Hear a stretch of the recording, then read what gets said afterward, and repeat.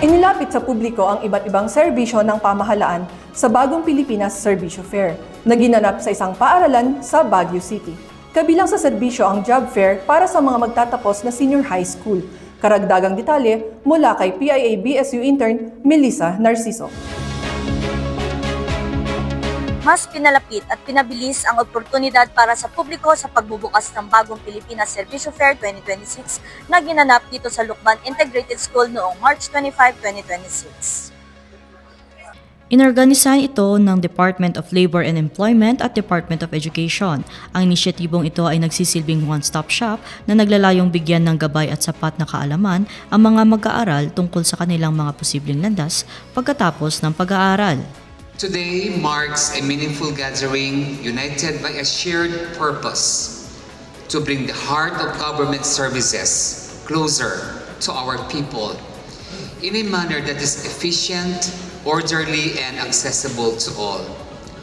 With this, by the authority vested in me, it is my honor and privilege to formally declare the Bagong Pilipinas Serbisyo Fair officially open.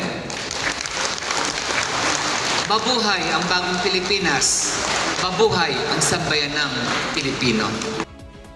Dinaluhan ito ng mga senior high school students, ALS learners at iba pang mamamayan na nagnanais makahanap ng trabaho at makakuha ng tulong, impormasyon at benepisyo mula sa iba't ibang programa ng pamahalaan. Nakiisa rin ang mga grade 12 students mula sa Itogon.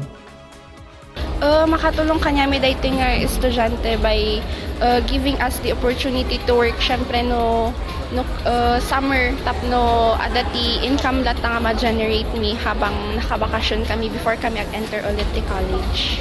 Makaalala mo tang experience just in case no adati kailangan in the future. Kabilang sa dumalo si Jorico Colili, 34 na taong gulang na natulungan ng inisyatibong ito. Sa pang-araw-araw po na gastusin, ma'am, kailangan din po kasi magtrabaho kaya pumunta po ako dito sa post po ng Dole para makapagtrabaho, baka sakali makapagtrabaho. Kabilang sa mga inalok ay serbisyo mula sa SSS, PhilHealth, Pag-ibig, PSE, NBI, BIR at iba pa. Katuwang din ng programa ang iba't ibang establishmento at negosyo.